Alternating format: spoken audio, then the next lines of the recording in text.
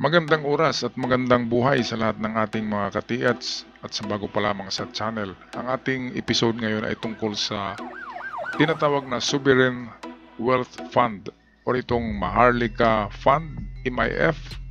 Marami ang nagtaas ng kilay nito, marami rin ang nagagalit. Atin na tatalakayan yan kung bakit nagagalit yung mga buhaya na yun. Atin muna panoorin ang bidyong ito. Ito'y parang nakapattern din sa adhikain ng kanyang ama, si Ferdinand Marcos, ang ama ni PBBM, ay meron ding mga investment na ganito na ginamit ang kanyang gold, ang mga ginto niya. Ibininta nila yon sa Switzerland, ang karamihan noon, at ang pera ay nilagay sa investment. At hanggang ngayon ang mga investment na yun ay tumutubo. At ang tanging susi para makuha ang mga interest noon ay si PBBM. Kaya talagang napaka-misteryo tong mga account na yun. Kasi yun ang mga account na parang dyan ang Amerika natatakot sa atin. Kasi kung maibalik talaga sa atin yun, mas makapangyarihan pa tayo sa bansa na sinabi ko. Mga katiats, maniwala o sa hindi, ay totoo yan. Marami ang nakakaalam niyan. Kaya nga, nagtataka kayo ngayon, bakit ganun na lamang ang habol ng Amerika kay Kibuloy. So nakikita nyo na, Kibuloy, PBBM, Amerika. Kasi ang Amerika ay tumitingin talaga yan sa Pilipinas dahil sa mga investment na yon ng mga ginto ng Apolaki. Kaya yun, wala tayong magawa dyan. Merong mga usapan kasi yan, merong tinatawag na blind trust ni FM. At ang namamahala doon, ang tanging nakakaalam ay si FM at si PBBM. Okay, so panoorin natin ito. Ito yung very promising video na nagsasabi si FM na hindi na tayo mangungutang dahil dito. At pinirmahan niya na ito. Ito yung isang Republic Act number na numerong 11954 na Republic Act number, ang Maharlika Wealth Fund. Mamaya atin tatalakayin kung ano ito. Atin muna panoorin ang video. Ngayong umaga, nilagdaan ni Pangulong Marcos ang panukalang pagtatatag ng Maharlika Investment Fund at tatawagin na ngayong Republic Act No. 11954 or an act establishing the Maharlika Investment Fund, providing for the management, investment, and use for the proceeds of the fund and for other purposes. Ayon sa Pangulo, malaking tulong ang MIF Act upang maiangat ang ekonomiya ng bansa. For the first time in the history of the Philippines, we now have a sovereign wealth fund designed to drive economic development. Through the fund, we will leverage on a small fraction of the considerable but underutilized investable funds of government. Ayon sa Pangulo, pangangasiwaan ito ng mga professional o competent na individual upang maiiwas sa politika ang Sovereign Wealth Fund. Ayan, so ito. Ang wealth fund na yan ay mayroong puhunan yan na 500 billion pesos. Saan ba kukuha ang gobyerno niyan?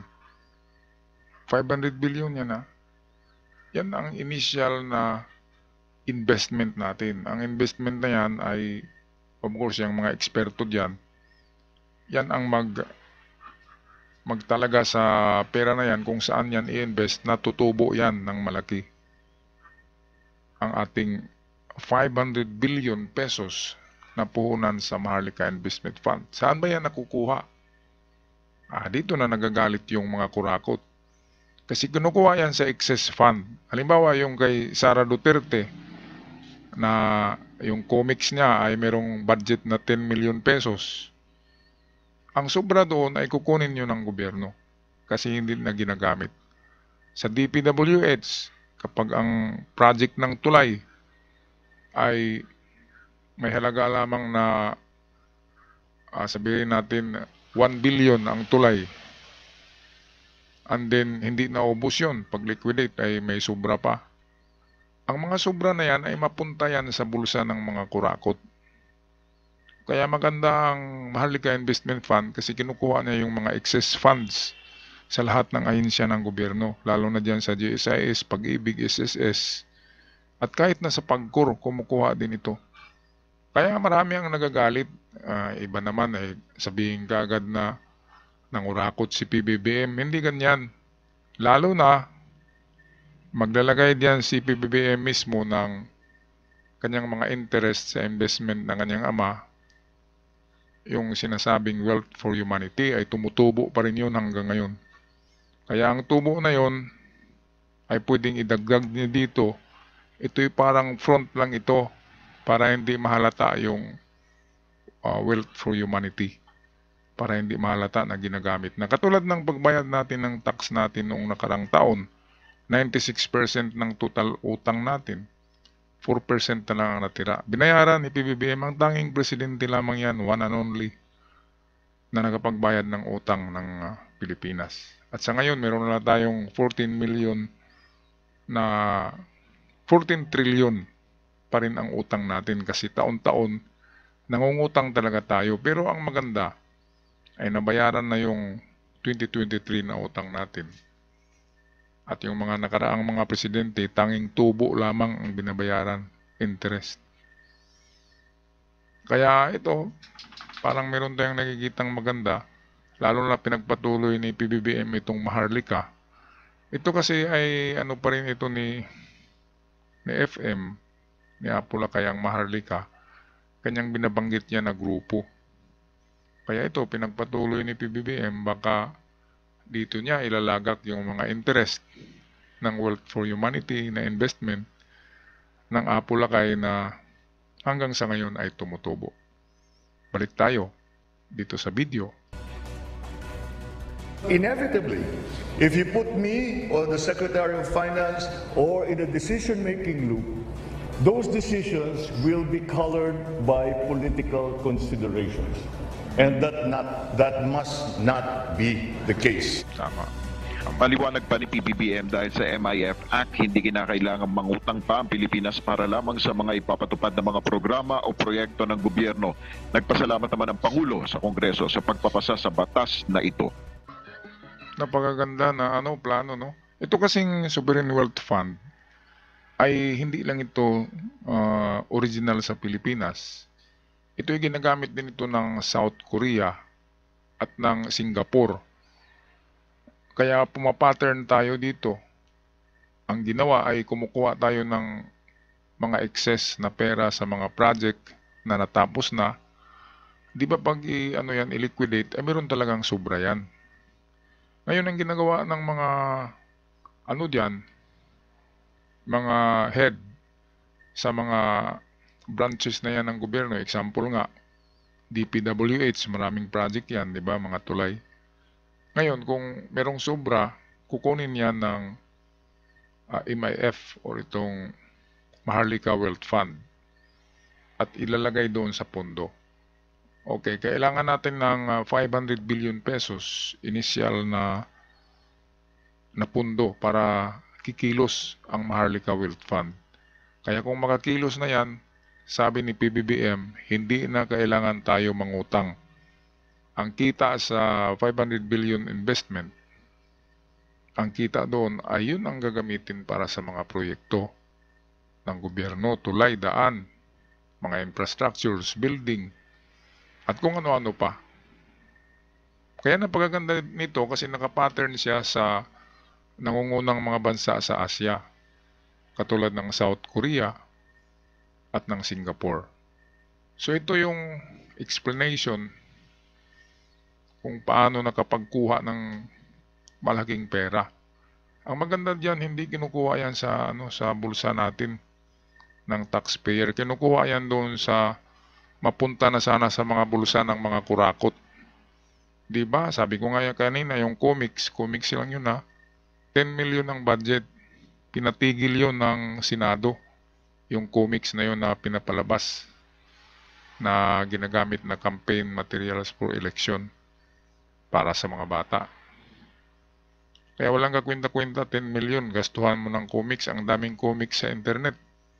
Ang uso ngayon na hindi na yung bumibili ka ng papel na comics. Ang comics ngayon ay soft copy na nasa internet.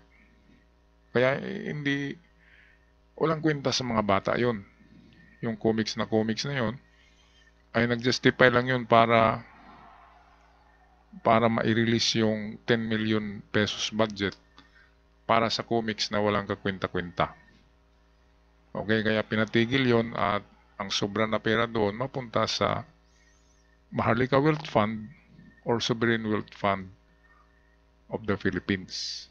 Okay, so ito yan. Though most sovereign wealth funds are constituted of surplus reserves from state-owned enterprises, reserves from budgeting excesses, foreign currency operations, and money from privatizations that are invested in various financial Initially, it will get seed money from the government service insurance system. Dito kinukuha karamihan, no? Ito GSIS 125 billion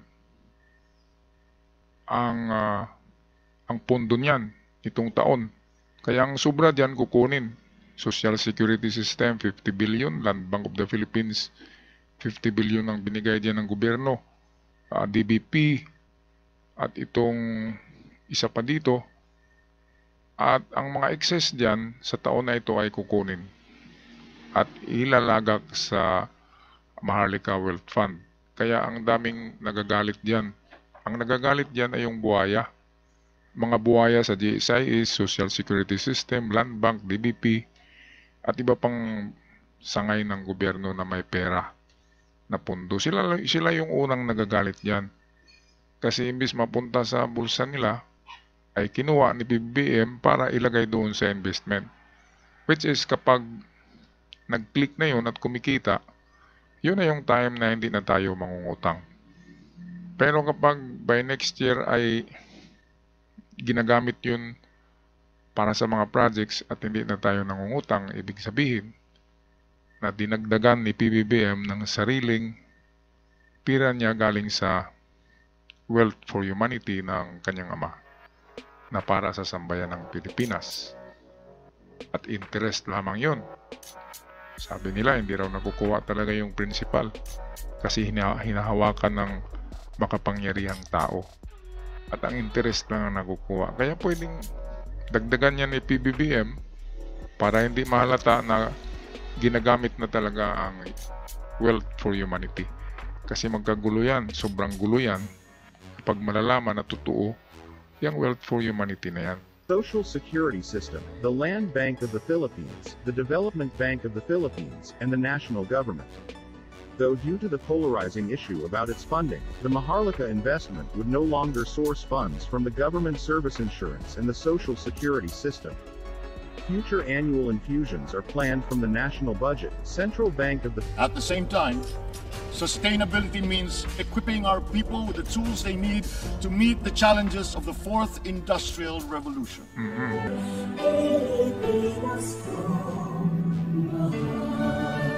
Ito ang hinihingi at inaasahan sa atin ng ating mga kababayan. Sa tulong ninyo, maaabot po natin ang panahon na magkaisa ulit ang Pilipino, mataas ang loob, ang kanino, isang bansa, isang diwa, isang gawa. Yan po ang ating panahon. Ganda.